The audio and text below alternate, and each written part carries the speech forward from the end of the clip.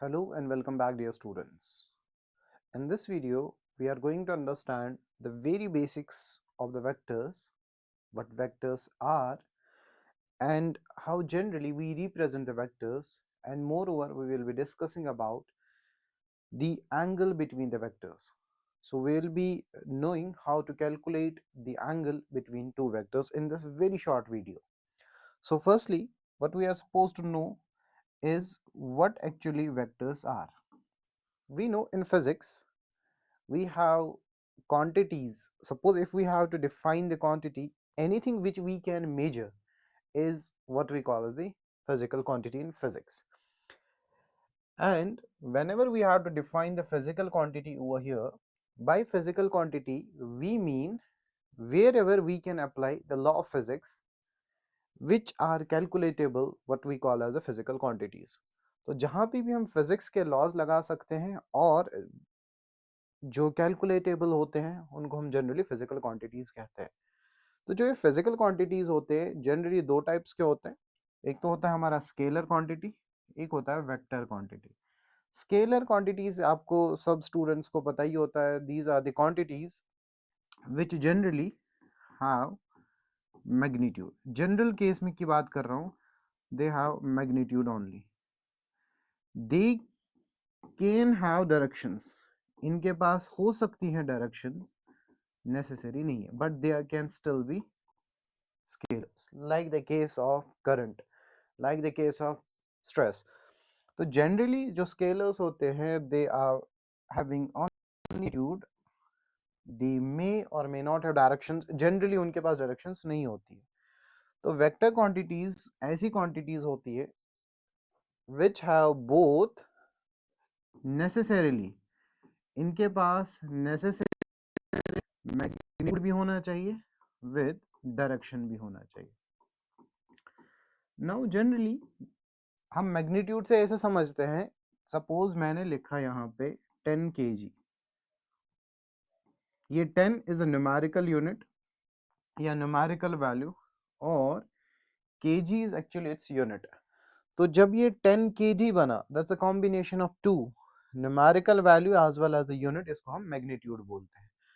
Furthermore if we will understand these vectors, vectors में कुछ चीजें स्पेसिफिक होती हैं, like in addition to the magnitude, magnitude तो होगा ही, until and unless there will not be any magnitude we cannot define a quantity। तो in addition to magnitude इनके पास एक स्पेसिफाइड डायरेक्शन होती है। जैसे मैं एग्जांपल के तौर पे बता देता हूँ, I am just writing two terms, the speed and velocity. तो यहाँ पे मैंने लिखा स्पीड और मैंने लिखा वेलोसिटी। तो speed is how fast you go, velocity is how fast you go in a particular direction. तो जब मैंने इस मैग्नीट्यूड में डायरेक्शन को स्पेसिफाई कर दिया, ये पर्टिकुलर क्वांटिटी जो अभी स्केलर थी ये वेक्टर बन गई। तो in addition to the direction, sorry in addition to magnitude, they have a specified direction. Moreover what is more important, जो वेक्टर्स होते हैं they follow special laws, what we call as the special laws of vector algebra. इनमें special laws of vector algebra follow होते हैं।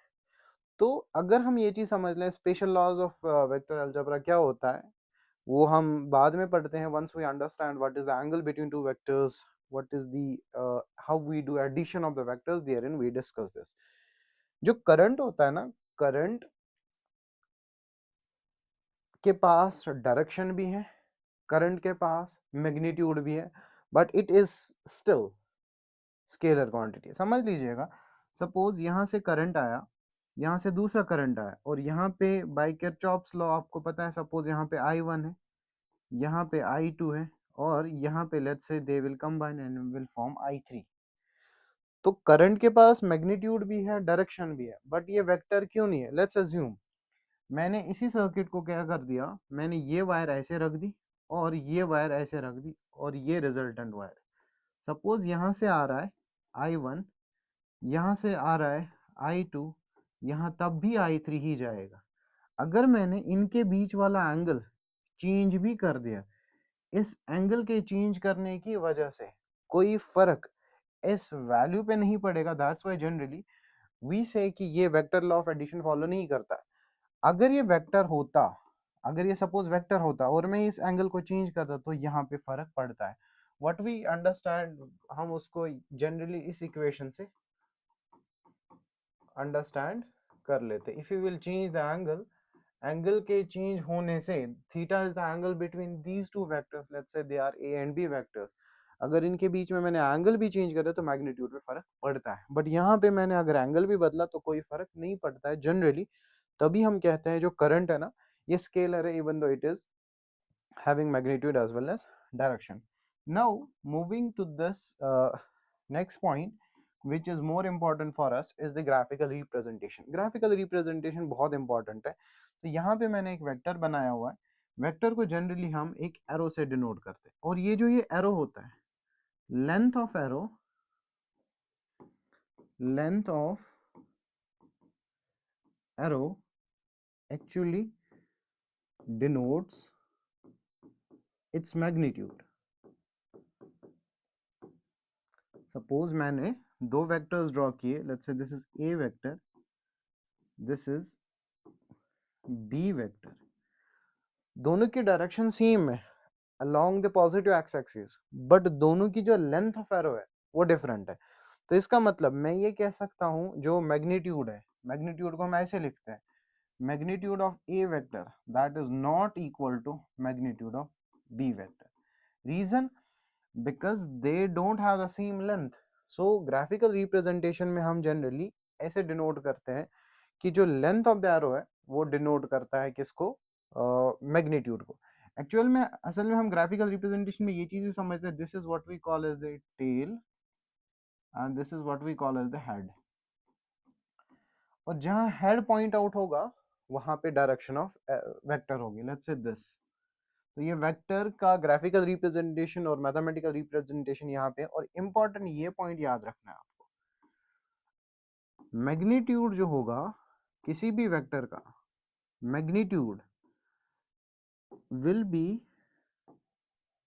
Always positive. आप कभी भी किसी भी वेक्टर का मैग्नीट्यूड जो है वो नेगेटिव नहीं ले सकते, मैग्नीट्यूड की वैल्यू हमेशा पॉजिटिव होगी। लेट्स से अगर ये लिखा है -3 मीटर पर सेकेंड और ये वेलोसिटी की बात कर रहे हैं, तो यहाँ पे माइनस किस चीज को सिग्निफाई करता है, ओनली डायरेक्शन। आप जब इसका मैग्नीट्यूड डिनोट करेंगे तो मैग्नीट्यूड यू विल जनरली से 3 मीटर पर सेकेंड, क्योंकि आप इसको नेगेटिव में नहीं ले सकते, because the magnitude can not be negative. Now the most important point is the parallel shifting. what is the meaning of parallel shifting, or what we call as the shadowing of vector, or we also call it as translation of vectors? देखिए parallel shifting का मतलब क्या होता है, suppose मेरे पास एक vector है और इस वेक्टर को आप पैरेलली यहां शिफ्ट कर सकते हैं, यहां शिफ्ट कर सकते हैं, यहां शिफ्ट कर सकते हैं, यहां शिफ्ट कर सकते हैं। आप कहीं भी इस वेक्टर को ले जाइए, it will not change the vector, vector पे कोई फर्क नहीं पड़ेगा। कहने का मतलब है पैरेलल शिफ्टिंग में generally when we denote it, when we define it, vector can be shifted parallel to itself।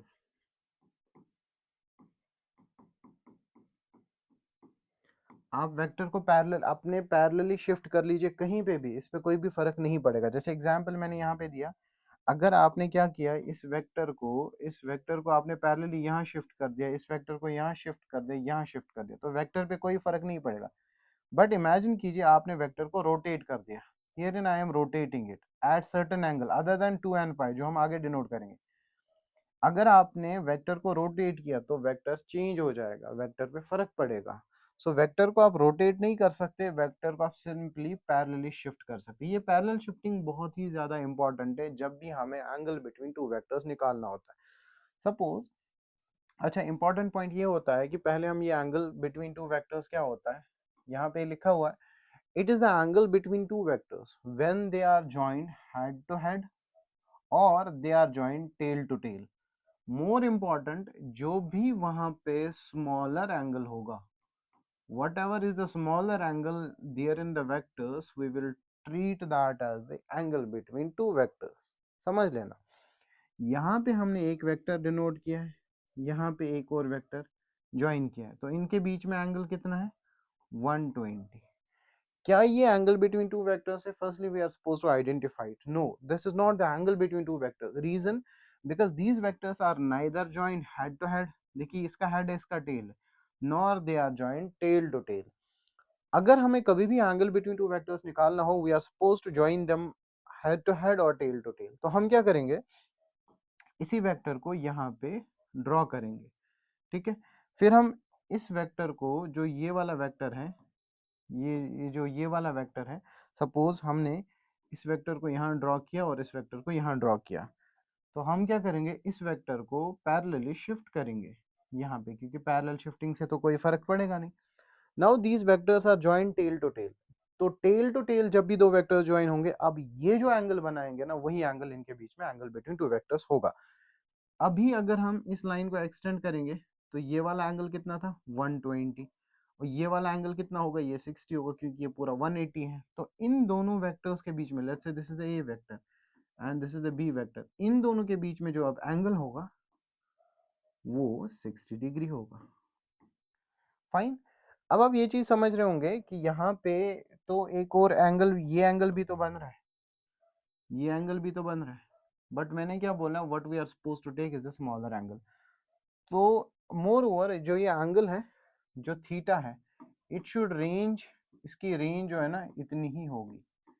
The angle between two vectors should be either greater और इक्वल टू जीरो। जब इक्वल टू जीरो होगा तब इसका special नाम होता है, जब 90 होता है तो स्पेशल नाम होता है, जब इक्वल टू 180 होता है तब इसका स्पेशल नाम होता है। तो जो थीटा होना चाहिए ना, that should not exceed 180 between the two vectors. तो यहाँ पे 180 एक्सीड हो रहा है तो तब भी हम नहीं लेंगे। दूसरी बात, हमें स्मॉलर एंगल ही लेना पड़ेगा। Now we have few more examples. ये आप देख रहे हैं, ये वाली लाइन 30 डिग्री है और ये वाली line, suppose this is the A vector और this is the B vector, इनके बीच में कितना एंगल है 30 डिग्री, दो लाइंस के बीच में। This is not actually the angle between two vectors. क्यों? क्योंकि they are not joint head to head और tail to tail. Quite obvious, ये जो एंगल है यहाँ पे, ये वाला एंगल, ये कितना होगा, ये 150 होगा। अब समझना, what we will do, we will just इस लाइन को ऐसे ही रख दीजिए, इस वेक्टर को हम पैरेलली शिफ्ट कर सकते हैं कहीं पे भी, we will shift it over here. अब ये वेक्टर्स कैसे ज्वाइन है, टेल टू टेल। अब इनके बीच में एंगल कितना हो गया 150, ये कितना है 30। तो इसका मतलब टेल टू टेल ज्वाइंट है, तो इनके बीच में एंगल कितना होगा 150।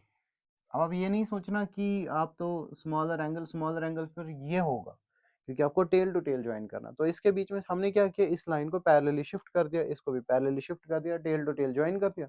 टेल टू टेल के बीच में जो भी एंगल बनेगा वही एंगल बिटवीन टू वेक्टर्स होगा। यहाँ पे एक और वेक्टर है, लेट्स से लाइक दिस, एक और वेक्टर है लाइक दिस, इनके बीच में एंगल जो गिवन है वो 110 डिग्री। क्या ये एंगल बिटवीन टू वेक्टर्स? नहीं। हम क्या करेंगे, इस लाइन को ऐसे ही रख दो और इस लाइन को आगे ले जाओ, टेल टू टेल ज्वाइन कर लो, क्योंकि हम पैरेलली वेक्टर को कहीं भी शिफ्ट कर सकते हैं।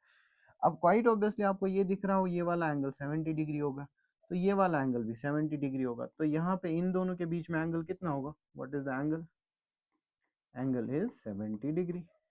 फाइन। अब यहाँ पे एक और कॉन्सेप्ट दिया है, एक और क्वेश्चन गिवन है, ये एक ऐसा वेक्टर है, यहाँ पे एरो है, ये भी एरो है, तो इनके बीच में एंगल 45 डिग्री। तो यहाँ पे वेक्टर्स डायरेक्टली जॉइंट हैं हेड टू हेड। तो अगर कभी भी हमें एंगल निकालना हो तो vector should be either joint head to head और टेल टू टेल। यहाँ पे वेक्टर्स डायरेक्टली जॉइंट है हेड टू हेड, हमें यहाँ पे पैरेलल शिफ्टिंग करने की कोई जरूरत नहीं है। तो यहाँ पे जो एंगल होगा, वो एंगल जो होगा वो डायरेक्टली 45 डिग्री होगा। The angle will be directly 45, क्योंकि they are directly joint head to head, they are joint directly head to head. Now एक अच्छा सवाल है यहाँ पे, एक ट्रायंगल के शेप में, इस क्वेश्चन को देख लेते हैं। देखिए ये एक ऐसा ट्रायंगल है, ये ऐसे ट्रायंगल है, और ये ट्रायंगल ऐसा है। यहाँ पे गिवन है the angle is given 50 degree. Now what is being asked, what is the angle between two vectors. देखिए यहाँ पे ये directly tail to tail joint है, ये एंगल होगा 90 डिग्री। तो angle between A and C, वो 90 डिग्री है। तो ऐसे वेक्टर्स को जनरली हम कहते हैं ऑर्थोगोनल वेक्टर्स। नाउ अगर हम इन दो वेक्टर्स को देखें, बी और ए को, ए और बी को, they are directly joint, they are directly joint head to head, तो इनके बीच में जितना भी ये एंगल बन रहा होगा वो इनके बीच में एंगल बिटवीन टू वेक्टर्स होगा। अगर ये 90 ये 50, ये टोटल कितना होगा, तो हम लिख सकते हैं 180 माइनस 90 प्लस 50। ठीक है, तो ये आ जाएगा 140, तो क्वाइट ऑब्वियसली ये 40 हो जाएगा। नाउ अगर हमें यहाँ पे देखना है तो ये कितना आ जाएगा हमारा 40 डिग्री। अब समझना हमें जो सी और बी के बीच में एंगल है, क्या वो 50 है? No no, that's not actually 50। क्यों? क्योंकि बी ऐसे ज्वाइन है, सी ऐसे ज्वाइन है, this is B and this is C, they are joint head to tail. तो अगर हमें इनके बीच में एंगल निकालना हो, हमें क्या करना पड़ेगा, हमें पैरेलल शिफ्टिंग करनी पड़ेगी। तो हम इस वेक्टर को ऐसे ले जाएंगे, राइट। तो ये हो गए टेल टू टेल ज्वाइन। तो जो ही ये टेल टू टेल ज्वाइन हो गए, ये वाला एंगल कितना था, ये वाला एंगल 50 डिग्री था, ये पूरा 180, तो ये 30 डिग्री होगा। तो यहाँ पे जो एंगल बिटवीन टू वेक्टर्स होगा वो डायरेक्टली हमारा 30 डिग्री आ जाता है। तो जब भी हमें एंगल बिटवीन टू वेक्टर्स निकालना हो, एंगल बिटवीन टू वेक्टर्स हम जनरली डियर स्टूडेंट्स ऐसे ही निकालते हैं कि हम वेक्टर्स के बीच में either we join them tail to tail और we join them head to head.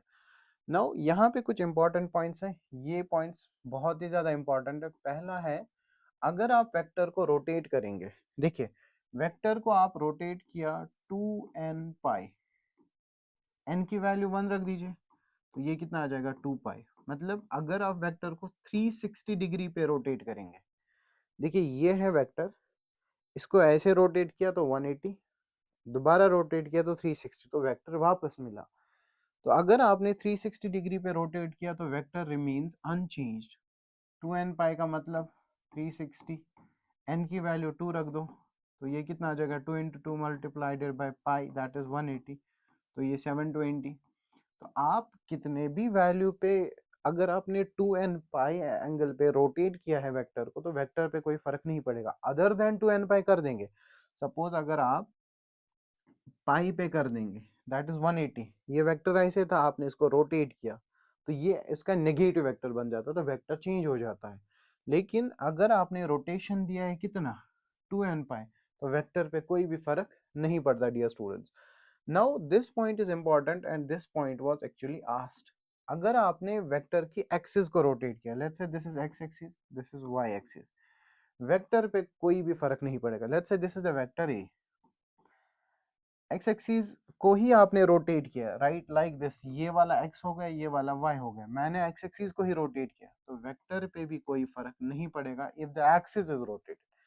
आप एक्सिस पे किसी भी एंगल पे रोटेट कर दीजिए तो वेक्टर पे कोई फर्क नहीं पड़ेगा। हाँ, अगर आपने अदर देन 2n पाई को वेक्टर को रोटेट कर दिया तो वेक्टर पे फर्क पड़ेगा, वेक्टर चेंजेस। तो सपोज अगर हमारे पास एक ऐसा क्वेश्चन आ जाता,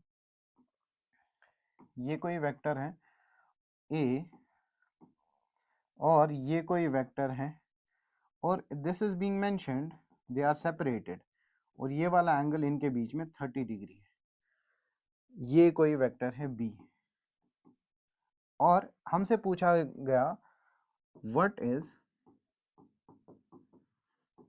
angle between A and B, A vector और बी वेक्टर के बीच में व्हाट इज द एंगल। देखिए even though they are not directly joined, what we are supposed to do, we can directly make them join like this by parallel shifting। पहले ये यहाँ पे था, मैं पैरेलल शिफ्टिंग उसकी भी कर सकता हूँ, या इसको भी ले जा सकता हूँ, पैरेलल शिफ्टिंग यही तो होता है, ये इसका पैरेलल पॉइंट है। अब इनके बीच में दो एंगल्स बन रहे हैं, समझना है आपको, एक ये वाला एंगल और एक ये वाला एंगल। क्वाइट ऑब्वियसली ये वाला एंगल स्मॉल है, अगर ये 30 तो ये वाला कितना होगा 150, क्योंकि ये पूरा 180 होगा, तो इस टाइम पे जो angle between A and B होगा वो 150 होगा। सपोज अगर हमारे पास ऐसा ही कोई केस है, ऐसे, और ये ऐसे लिखा है, it is making angle of 30 degree with horizontal, this is A and this is let's say C. अगर हमें यहाँ पे आपसे पूछूं what is the angle between A and C, देखिए ये वेक्टर की टेल है, what we can do, we can just parallelly shift it like this, इसको पैरेलल शिफ्टिंग कर दी, तो जो ही इसकी पैरेलल शिफ्टिंग हो गई, ये पूरा एंगल कितना है, अगर ये 30, ये वाला एंगल 60 होगा, तो इस टाइम पे एंगल बिटवीन टू वेक्टर्स कितना है, एंगल इज 60 डिग्री। तो ऐसे ही क्वेश्चंस आ जाते हैं, सपोज अगर हमारे पास कुछ वेक्टर ऐसे होते, ये ऐसा होता, और एक वेक्टर ऐसे होता, तो यहाँ पे ये एंगल गिवन है, यहाँ पे ये एंगल गिवन है, ये 30 डिग्री है और ये 30 डिग्री है, या कुछ भी ले ले 40 डिग्री या 60 degree, what we can do, we can parallelly shift them, इसको यहाँ पे शिफ्ट कर दो, राइट, चलो इसको यहीं पे रख लेते हैं, we can do parallel shifting like this, इसको यहाँ पे रख दो और टेल टू टेल ज्वाइन कर दो, फाइन। तो अगर ये ए वेक्टर है, ये बी वेक्टर है, ये सी वेक्टर है, इनके बीच में एंगल, तो ये कितना होगा 60, ये कितना होगा 90, what is the angle between A and C, A and C के बीच में कितना हो गया 90 प्लस 60, 150 डिग्री।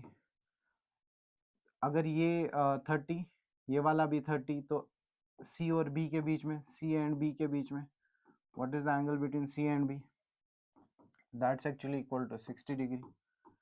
और अगर आपसे ये वाला एंगल पूछा है, अगर ये 30, तो ये वाला बिटवीन ए एंड बी हम डायरेक्टली लिख सकते हैं 150 डिग्री। नाउ एक क्वेश्चन ऐसा भी आता है, suppose if a body, suppose for free fall body नीचे जा रही है, right, acceleration due to gravity भी नीचे जा रहा है, ए भी नीचे जा रहा है, तो ये दोनों होते हैं डियर स्टूडेंट्स पैरेलल वेक्टर्स।